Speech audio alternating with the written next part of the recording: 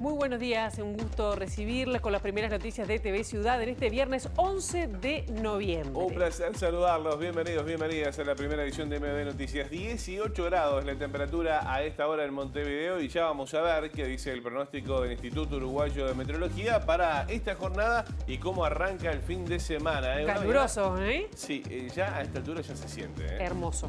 Hermoso, a usted le gusta, está muy bien. Bueno, 15 la mínima, 18 la actual, 28 la máxima para este viernes en esta jornada que se presentará con cielo nuboso y algo nuboso, dice el Instituto Uruguayo de Meteorología. Y las nubes se irán incrementando mañana sábado en el fin de semana. No hay previsión de lluvias para este sábado, que se presentará, como dijimos, con cielo nuboso, periodos de claro, 16 y 28 las temperaturas extremas. Pero si la lluvia aparece el día domingo, allí lo ven, porque la mínima será de 17, la máxima de 25, pero el cielo estará nuboso con probables precipitaciones, según señala el Instituto Uruguayo de Meteorología. Entre los temas que vamos a desarrollar hasta las 8:30 de la mañana, cayó la aprobación del presidente de la República, Luis Lacalle Pou, y aumentó la desaprobación según una nueva encuesta de equipos consultores, que ahora sí incluye el efecto astesiano. En otro orden nos vamos a meter en un caso de censura que se dio en el interior del país. Concretamente vamos a hablar con la periodista Yanireta Fura, a quien le levantaron su programa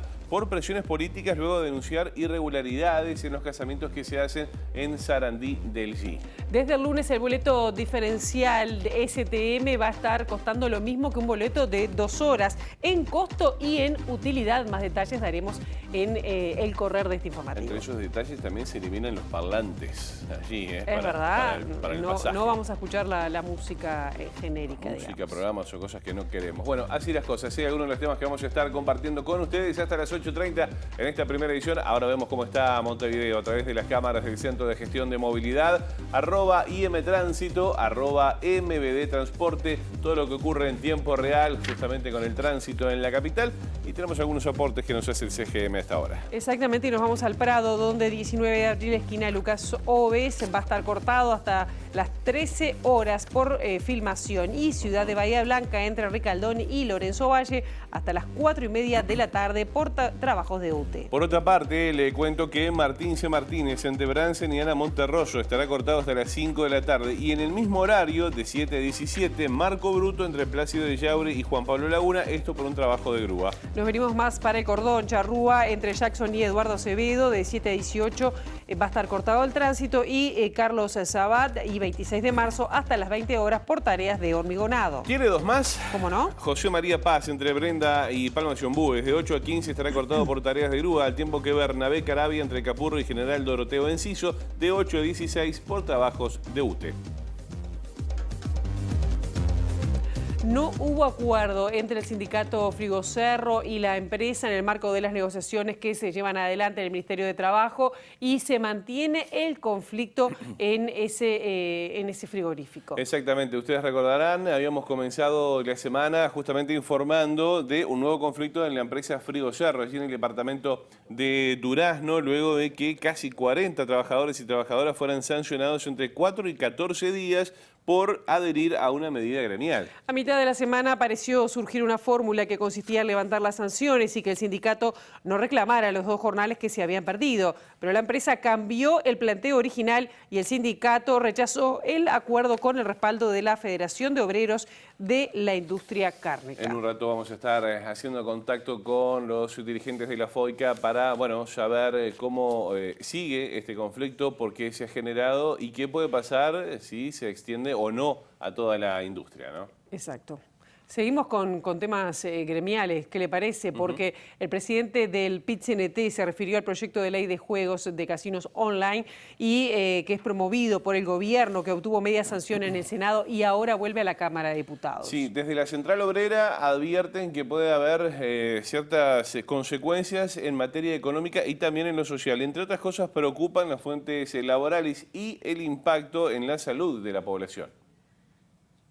Parece absolutamente desregulado en las formas de juego por internet, digamos, que le agregan una enorme complejidad a un tema que ya de por sí es complejo, ¿no? Nuestros compañeros nos hablan de dificultades, digamos, para que el Estado capture como corresponde los impuestos que debe capturar por esta actividad, dificultades desde el punto de vista de que siendo una actividad económica, digamos, también puede llegar a ser una adicción, dificultades en torno a ese tipo, digamos, de perspectivas, y por eso los trabajadores organizados ponen, digamos, un sentido de alarma en esta nueva regulación. ¿Puede afectar las fuentes laborales, digamos, de los casinos físicos?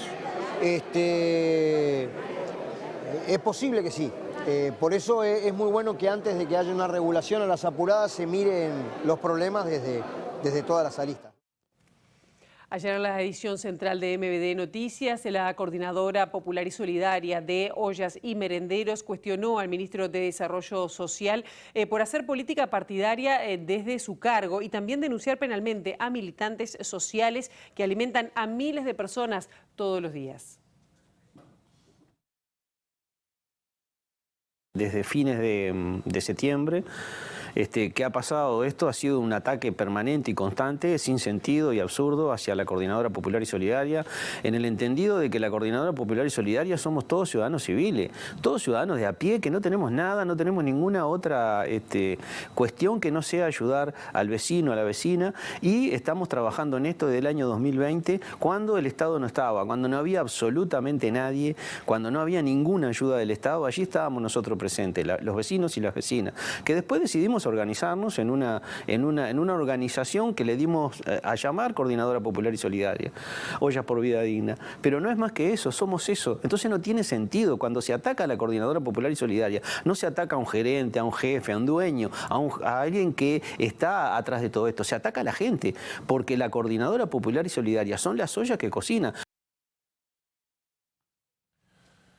Bueno, muy bien, vamos con otros asuntos que tienen que ver con la política, porque el caso Astesiano comenzó a impactar negativamente en la imagen presidencial, según la última encuesta divulgada por la consultora Equipos. Exactamente, a principios de octubre, cuando el caso Astesiano recién empezaba tras la formalización del ex jefe de la custodia presidencial, el 27 de septiembre, la aprobación del presidente Luis Lacalle Pou medida por Equipos Consultores era de 49%, en tanto la desaprobación era de 32%. Este jueves la empresa actualizó los datos con un nuevo estudio de opinión pública, registrando ahora sí un efecto negativo en la imagen del mandatario a raíz del caso de su ex jefe de custodia. La aprobación cae del 49 al 47% y la desaprobación sube del 32 al 36%. El trabajo destaca que el presidente mantiene niveles de apoyo muy elevados dentro de los votantes multicolores de 2019, con 77% de aprobación y 11% de desaprobación, así como críticas generalizadas en el electorado de izquierda. Lo aprueba 12% y lo rechaza 73%. Bueno, muy bien, y es momento de salir a las calles de Montevideo, al móvil de MBD Noticias Primera Edición, a cargo de Juan Pablo Rodríguez. ¿Qué tal, Juan Pablo? Buen día, bienvenido.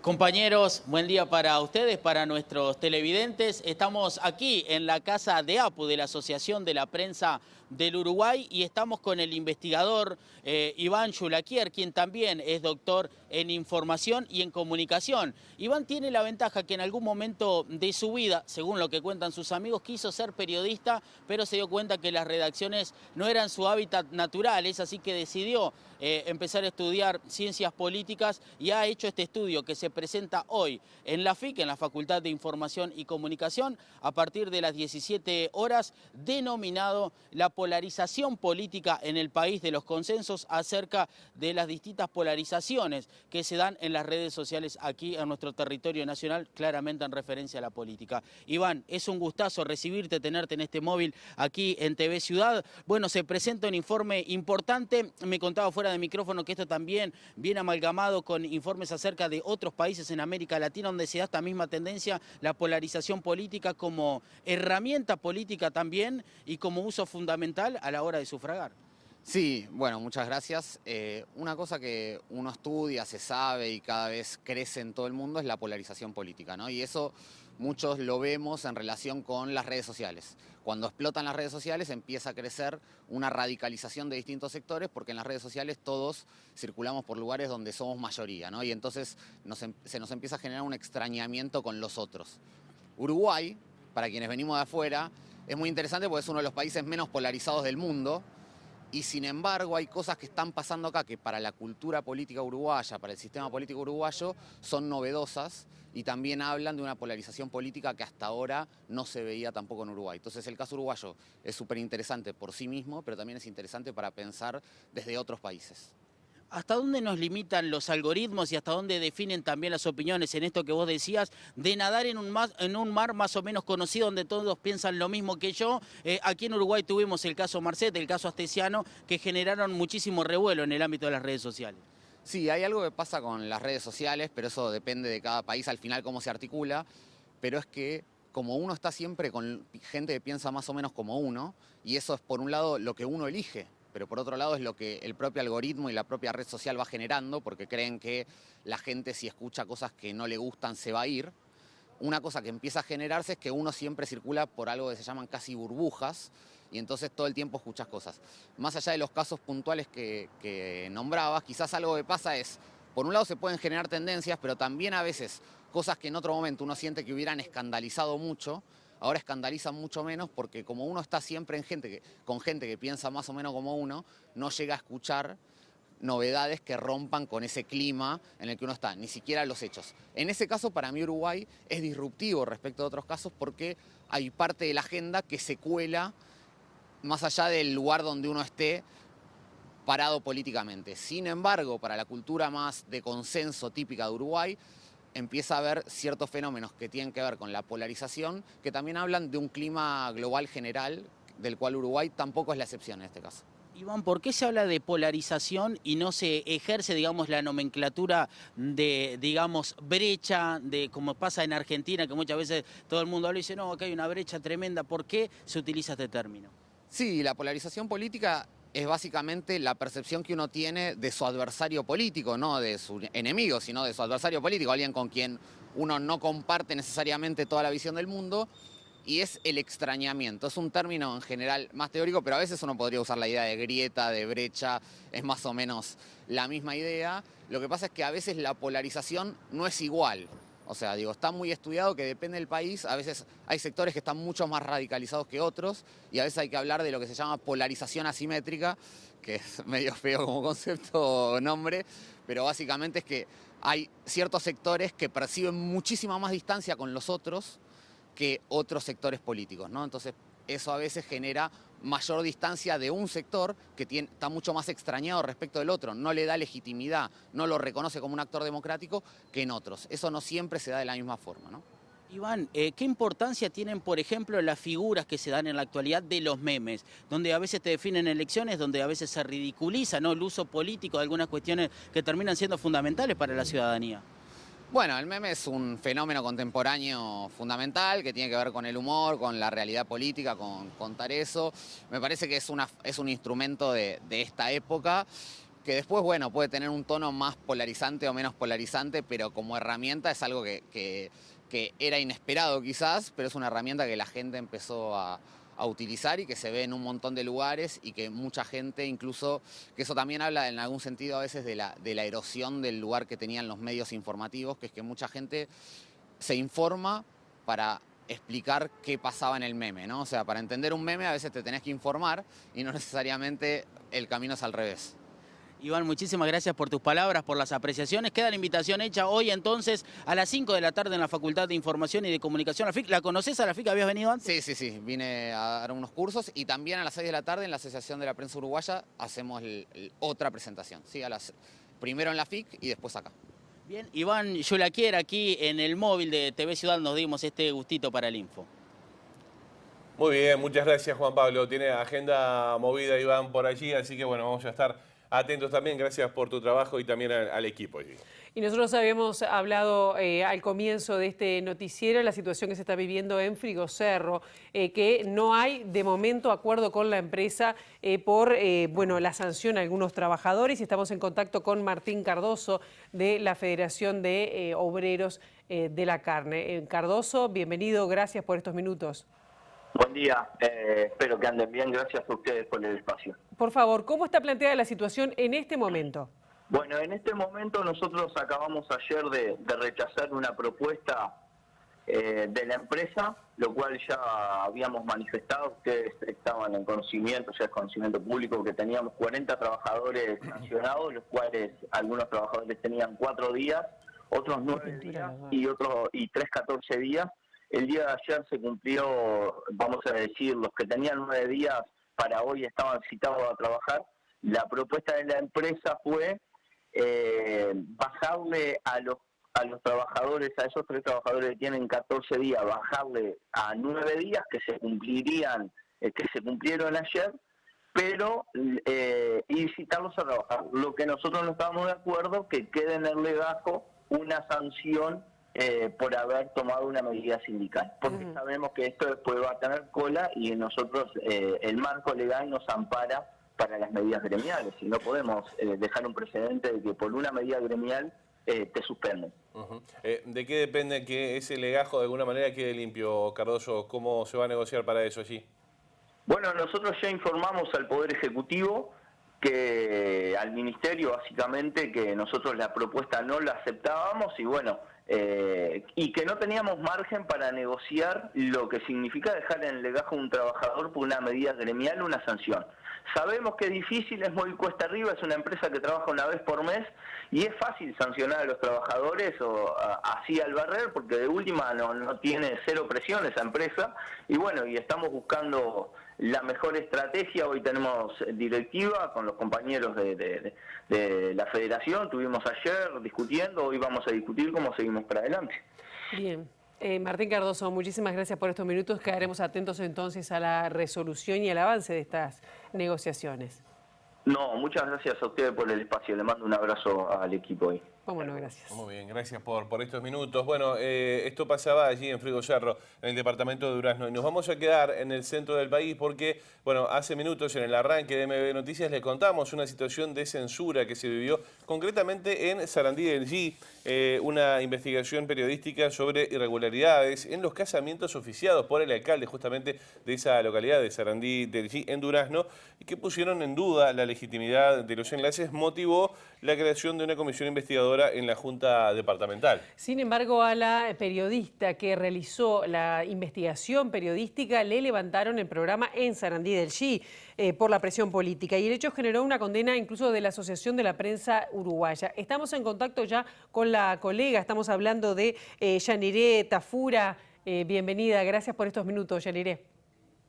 Muy buenos días, gracias a ustedes por el contacto. Bueno, en realidad la situación comenzó con una investigación periodística que llevamos adelante desde nuestro programa de Buena Fuente, que es un periodístico que sale por AM 1430 Radio Durazno y que era retransmitido por Radio Sarandí del G. Nosotros comenzamos a cuestionar la legalidad de los matrimonios celebrados en los últimos días en esa ciudad por parte del alcalde suplente. ¿Y por qué los cuestionábamos? Porque el alcalde suplente no revestía la característica de funcionario público y además de no ser funcionario público tampoco era concejal y tampoco estaba en funciones, ya que el alcalde titular continuaba en la titularidad sin haber pedido licencia. Considerábamos que de acuerdo a la reglamentación y a los convenios Intendencia de Durazno, en este caso MEC, que habla y cita titularidades, cargos electos titulares, no estaba habilitado el suplente de alcalde para realizar esos matrimonios porque por esos días era un ciudadano común, un vecino común de Sarandí del G. Yaniré, y en ese marco, bueno, ustedes de Buena Fuente allí plantean esta situación y cómo se da esta especie de censura, o censura concretamente, que se dio al levantar el programa.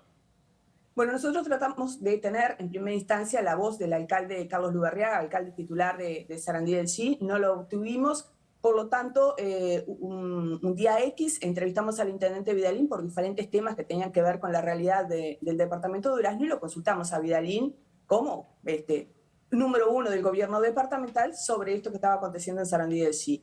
En ese momento el intendente Vidalín dice que se ve sorprendido, que hasta donde sabe el señor Oscar Reyes es un vecino de Sarandí del G, que no está en funciones y que, bueno, que iba a tratar de investigar qué era lo que estaba sucediendo con estos matrimonios.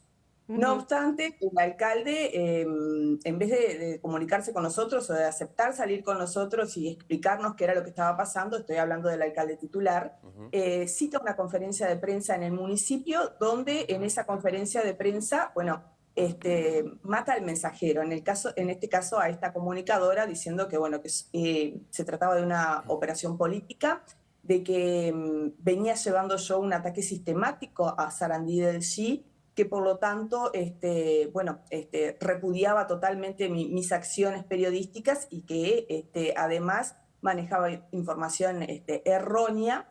Y bueno, a partir de ahí comienza una suerte de rally mediático por diferentes medios, incluido la radio que me retransmitía en la ciudad de Sarandí del G, donde, bueno, fue redoblando la apuesta, hasta que llega el día que habla con nuestros compañeros de la mañana de Radio Durazno, del programa Alternativa, y ahí, ante la pregunta de nuestros compañeros sobre, bueno, el daño que había causado él con sus declaraciones, si era consciente, dijo que sí, que además era consciente del levantamiento de la retransmisión en la ciudad de Sarandí del G, y que él consideraba que eso no sabía si era bueno o malo, pero que era importante que la información que le llegara a la población fuera información veraz y objetiva. Claro, en el caso de esto, el programa se levantó, ¿por qué motivo le dieron el levantamiento o la retransmisión del programa? Y después le quería preguntar, son los, tanto Vidalín, ni que hablar, como el alcalde, son del mismo partido, el Partido Nacional.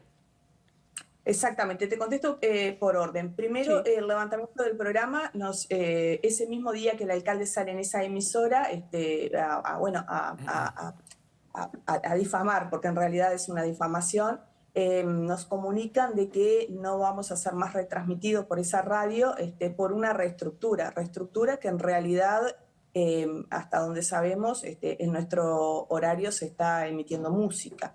Esto por un lado. Y por otro lado, tanto Vidalín como Lugarriaga son del Partido Nacional, pero Lugarriaga llega a la alcaldía de Sarandí del G totalmente independiente. Lugarriaga no ensobró con ninguna lista departamental. Él había militado en el sartorismo y luego, cuando llegan las elecciones departamentales y municipales, comparece solo. De hecho, no tiene ediles que lo respalden en la Junta Departamental tampoco por esa independencia política. Uh-huh. Bien, ¿cómo sigue esto, Yaniré? ¿Qué pasa con tu programa, con la retransmisión allí? ¿Vas a iniciar algún tipo de acción para que esto no quede en la nada? Bueno, en realidad la retransmisión se cortó. Nosotros seguimos saliendo por nuestra casa, por AM 1430 Radio Durazno. Hemos optado por las redes sociales para que, bueno, la gente de Sarandí del G, fundamentalmente, y la zona este del departamento pueda tener la información. Uh-huh. Y es preocupante porque en realidad se callaron voces, se silenció información que llegaba a la población. Y también se subestimó al oyente, porque creo que todos tenemos la capacidad de poder decidir qué queremos escuchar, qué no queremos escuchar y qué información tomamos, qué información no tomamos. Claro, y la investigación, ¿en qué está? La investigación está en que la Junta Departamental de Durazno, a raíz de todo esto, conformó una comisión investigadora el pasado viernes, que está comenzando a trabajar por estas horas. Además, a nivel de Cámara de Diputados, el diputado del Frente Amplio por el departamento de Flores, Federico Ruiz, presentó ayer un pedido de informes sobre este tema también. Hemos tratado de obtener voces en cuanto a la Corte Electoral para saber si realmente estamos en lo cierto en cuanto a que un suplente de alcalde que no es funcionario público y que no es además concejal puede oficiar matrimonios estando el titular en funciones. Muchos de los ministros de la Corte Electoral nos han dicho de que estamos en lo cierto, pero a la hora de hablar públicamente no lo han hecho. Bien, Yaniré Tafura, muchísimas gracias por tu testimonio y bueno, tu trabajo también. Bueno, muchísimas gracias y ojalá que este tipo de situaciones no se repitan, porque en realidad lo que todos los comunicadores tenemos como gran tesoro es nuestra credibilidad, y cuando se intenta manchar eso estamos en un camino muy complicado, pero además callar voces no está bueno. Tal cual. Nos sumamos a ese mensaje. Muchas gracias por tus minutos. Un placer y que tengas buena jornada. Nosotros seguimos con otros asuntos. Ahora, antes de la pausa, le contamos que una información que es muy importante para todos aquellos que quieran realizarse controles, por ejemplo, en lunares. Lunares para establecer posibles problemas de salud. Este fin de semana el Laboratorio La Roche, en asociación con la Cátedra de Dermatología del Hospital de Clínicas, hará un chequeo de lunares con dermatólogos durante 2 días sin costo, como parte de su campaña Salva tu piel, de prevención contra el cáncer. Los consultorios se instalarán pararán en la explanada de Shopping Tres Cruces y estarán abiertos el sábado 12 de 9 a 13 y de 14 a 18 y el domingo de 9 a 12. Bien, hacemos una brevísima pausa y ya seguimos con el segundo bloque de MB Noticias.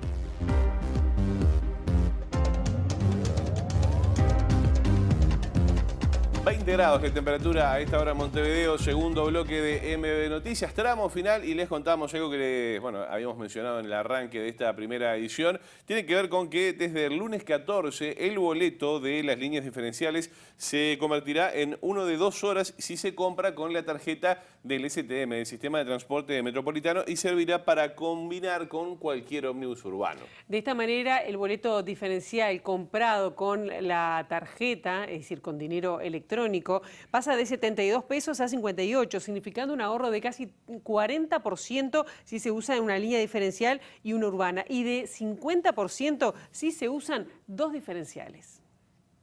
Creo que todo el sistema estamos aportando, creo que es una muy buena noticia porque la gente va a ahorrar dinero, porque solo con el costo del 2 horas o del diferencial va a tener acceso a los servicios de ambas cosas, o sea que estamos dando más por lo mismo, así que se van a ahorrar por lo menos 40 pesos o 38 pesos, y porque además marca también, y les quiero reconocer a todos ustedes, que son el sistema de transporte metropolitano, el esfuerzo sostenido por encontrar cualquier rincón que nos permita consolidar el sistema y mejorar el servicio a la ciudadanía, que para eso estamos. Otra de las medidas tomadas es para favorecer la convivencia a bordo de los ómnibus. Ante reclamos de usuarios y usuarias del transporte, se resolvió eliminar la totalidad de los parlantes de las unidades de transporte, excepto en el habitáculo de los conductores. El volumen de la emisión de los artefactos no podrá exceder los 60 decibeles. Ningún parlante podrá estar orientado hacia los pasajeros. La Intendencia y las empresas de transporte realizarán controles para que se respete esta medida. Para esta nueva norma habrá tiempo de regularlo hasta el 31 de diciembre. Alguno que otro se va a enojar, muchos tantos agradecidos. Señoras, señores, hasta acá llegamos con la primera edición de MB Noticias, pero no se vaya porque en minutos arrancamos con Ciudad Viva. Y nosotros nos estamos reencontrando con la primera edición el próximo lunes a las 8 en punto en TV Ciudad. Pasen muy bien, disfruten el fin de semana.